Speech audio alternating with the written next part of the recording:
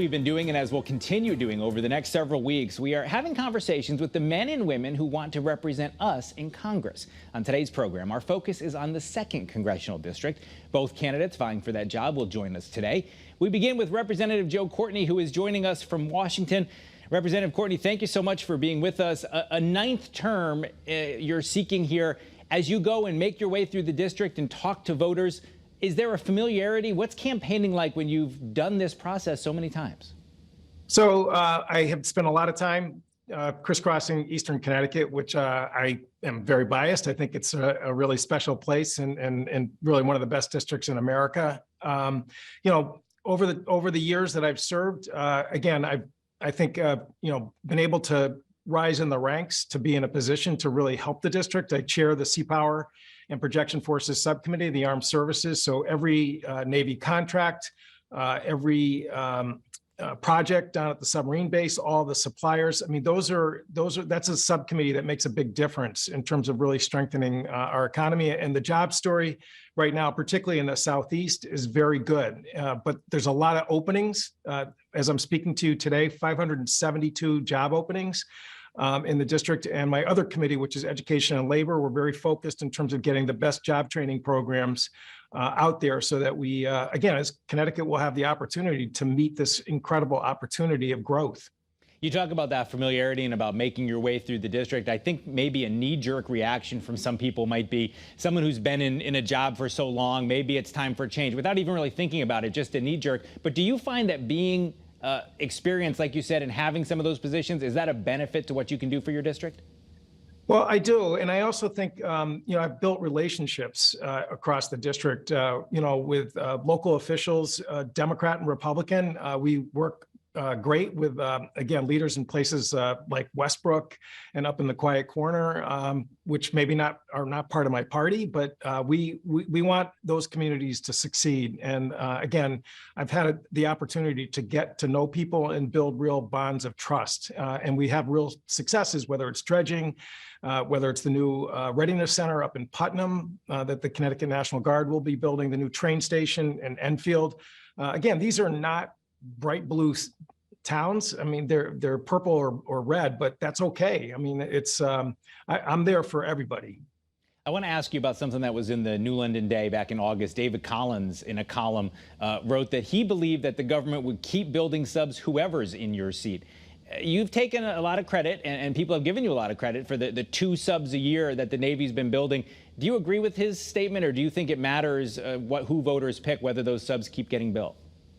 No, he's dead wrong. So if you read the Constitution, Article 1, Section 8, Clause 13 clearly states Congress shall provide and maintain the Navy. It does not say that the president shall or that the Navy shall. It is the decisions in terms of authorizing and appropriating the funding for shipbuilding programs like the Virginia class and Columbia flow through Congress. And frankly, electric boat and contractors and small suppliers, they flood the Capitol every year with Hill visits because they understand that's where the decisions are actually made. So, Mr. Collins should brush up on his history and constitutional knowledge, because I'm the first person to have a chairmanship over a committee that has cognizance over the Navy and Marine Corps since 1872 from the state of Connecticut. And frankly, I think that's an important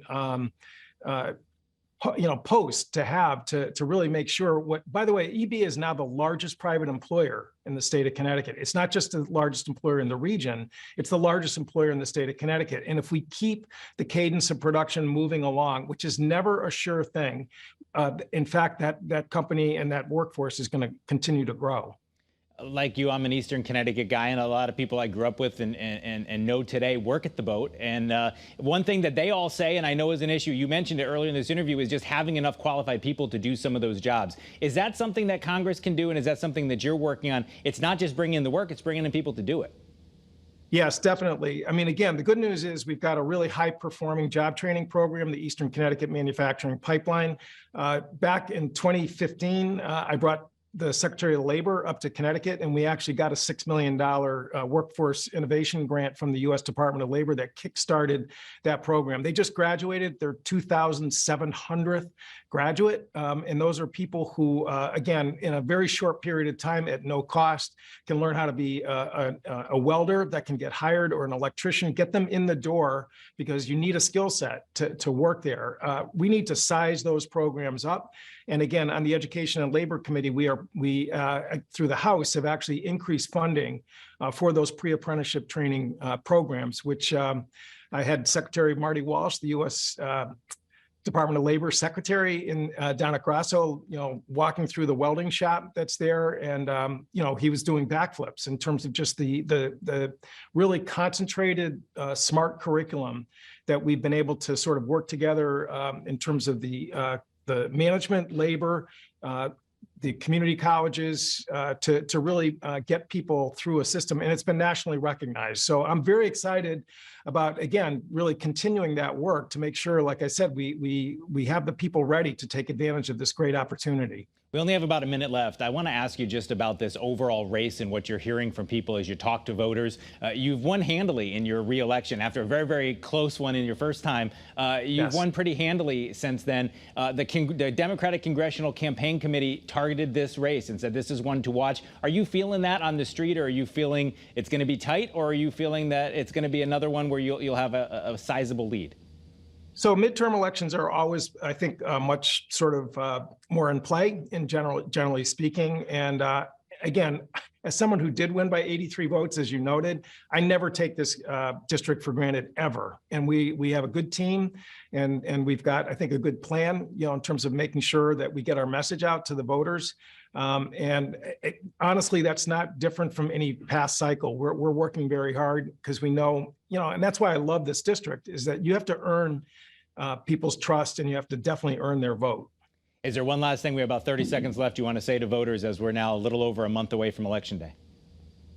So, again, I think that we really saw a huge outpouring of voter participation back in 2020, and we want to really keep that, because I honestly, as Governor Al Smith once said, all the problems of democracy can be solved by more democracy, and that's what really involves directly voter participation. We welcome people to call the campaign if they have questions about my positions on different issues, and we only really scratched the surface here today in terms of women's reproductive rights, which is definitely on the ballot with, Lindsey Graham's bill and 80 House Republicans that would overturn Connecticut's choice law, which I voted for in 1990. So again, a lot to talk about. Yeah, as you said, a lot we could still cover. We appreciate you being with us. U.S.